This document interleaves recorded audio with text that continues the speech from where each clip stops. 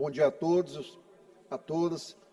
Eu vou fazer um breve pronunciamento hoje, deixando para amanhã, já com o compêndio de certas arbitrariedades, das quais venho sofrendo por conta de membros do Judiciário em sede de primeiro grau, que realmente optaram por desconsiderar as imunidades e prerrogativas parlamentares. Talvez seja por isso, deputado Neto, que alguns ainda no Congresso Nacional estejam tentando ter algum nível de proteção adicional em relação à perseguição política. Porque eu fico a pensar, tudo vale na Constituição, menos a imunidade parlamentar, que se usa justamente para se defender pautas da sociedade, como, por exemplo, denunciar abusos dentro de uma escola, como denunciar o caos numa escola, como denunciar, por exemplo, alunos que estejam praticando sexo e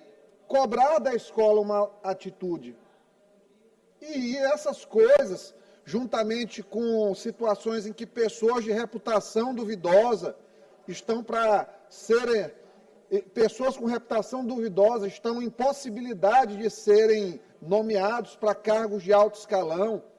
Quando funcionários públicos tomam decisões, deputada Mical, que impactam a vida de mais de 1 milhão de pessoas dentro de uma ilha como a Ilha de São Luís, nós somos invadidos em nossas prerrogativas e processados e, às vezes, até condenados a pagar por nossas opiniões, que são opiniões não apenas nossas, são opiniões das pessoas.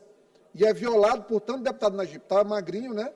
E é violado, portanto, o direito das pessoas serem representadas. Porque o que nós falamos vai junto, corre junto de um interesse de uma parcela da população. É óbvio que, às vezes, conflita com uma visão distinta, diferente, diversa da nossa. Mas isso é normal dentro de uma democracia. O debate é amplo e democrático. Mas amanhã eu vou aprofundar, caso a caso, o que vem acontecendo. Hoje eu vou me resumir a falar e já vou antecipar aqui, porque daqui vai ser a primeira coisa que vão dizer, tentar reduzir a espantalho, a straw man, o argumento que eu vou trazer aqui. Vão dizer que é violência política contra a mulher. Eu já vou assegurar, viu, deputada Mical, que não é violência política contra a mulher. Violência política é o que a senhora sofreu do vice-governador do Estado e que está aí. Ficou largado. Isso é violência política. Mas eu vou trazer aqui o assunto da FMF. Foi feita uma intervenção na FMF, na Federação Maranhense de Futebol, há alguns meses, pela Vara de Interesses Coletivos Difusos. Não vou aqui personalizar, mas vou dizer que existe uma relação de fraternidade entre quem deu a decisão, o juiz Douglas de Melo Martins, e a interventora da FMF. A intervenção, em princípio, ela serviria para quê? Para mostrar as contas da entidade, para fazer uma transição, para conduzir uma nova eleição. Pois bem, estamos a 30 dias do que deveria ser a eleição e nenhum movimento foi feito ainda pela interventora, que tem, ao contrário, acumulado denúncias. E, olha, só estou usando interventora porque ela é do sexo feminino. Não é pela condição dela de mulher. Eu vou falar aqui de novo, para depois não ficar com esse feminismo de conveniência, de oportunidade. Se fosse um interventor ou interventoro agora, seria a mesma fala aqui, deixando muito claro, deputada Ana, que não é pelo papel dela na instituição, pelo fato de ser mulher, porque agora tem que falar, porque senão daqui a pouco vira um mimimi generalizado. Se entrou para assumir o cargo, tem que estar imune à crítica fundamentada. E qual é o fundamento aqui da crítica? Estamos a 30 dias da eleição e não foi tomada nenhuma atitude no sentido de organizar a eleição. Estamos aí há semanas sem nenhum despacho do magistrado. Fizemos uma tentativa já em que há um parecer favorável do Ministério Público para entrarmos como interessado na ação e várias entidades também, e não foi feito nenhum despacho saneador. De uma hora para outra, depois que nós colocamos a petição, não teve mais decisão da vara. É como se quisessem que a gente não participasse do processo. Eu não entendo por quê. Eu não entendo por quê. Eu sei que está aí, o magistrado não decide, estamos a 30 dias da eleição. A interventora, o que ela fez? Colocou uma lista recente, segundo foi divulgado pela imprensa, de 2.000 pessoas que não pagaram ingresso no jogo do MAC. No último jogo do MAC, 2.000 pessoas. Imagina o impacto na renda. O MAC perdeu aí mais de R$100 mil com essa atitude. E não teve manifestação alguma. Então, estou falando isso aqui porque ela é mulher? Não, estou falando isso aqui porque ela prejudicou o time na condição de interventora, a lista da FMF.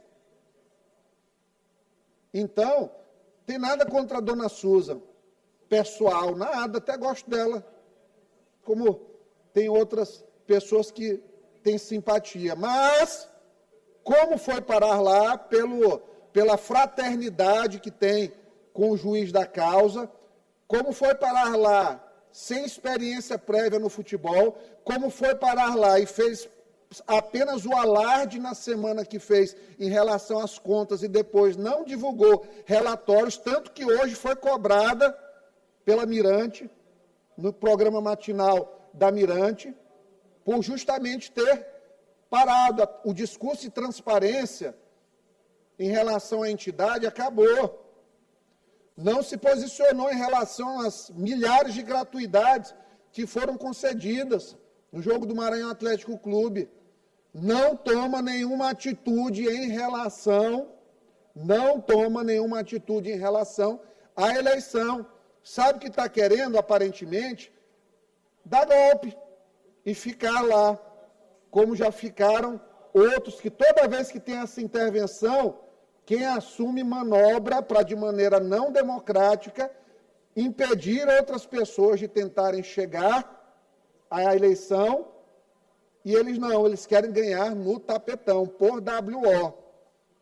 Então, tem pessoas que estão desejando ajudar a federação de maneira genuína, que têm experiência no esporte, que desejam concorrer, participar do justo escrutínio da federação, e estão sendo impedidas, ao que parece.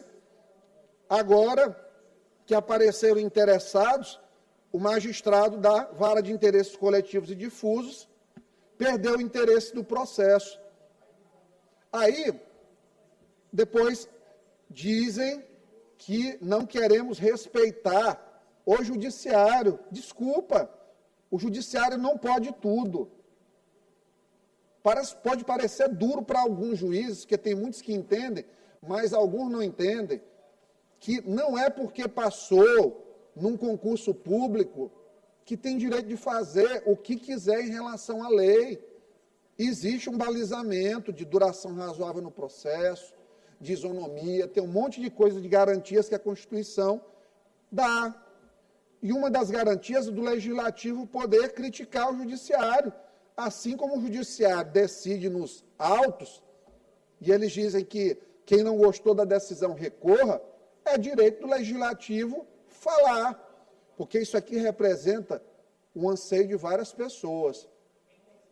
Não é apenas este parlamentar que sente que os direitos de concorrer à federação foram tolhidos. Tem outros candidatos que querem participar do pleito e que não veem no curto prazo nada além de uma orquestração para manter as coisas no seu estado atual, na inércia que a gente já sabe onde dá em relação à federação.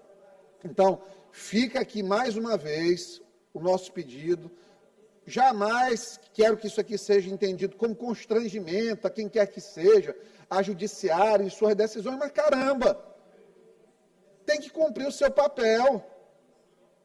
Assim como esse legislativo tem que cumprir o seu papel, o judiciário tem que cumprir o papel dele. Impedir que seja reeditado Só que aí com atores alinhados a um espectro político aí mais à esquerda, infelizmente, esse puxadinho, consertadinho de coisas que infelizmente acontecem aqui.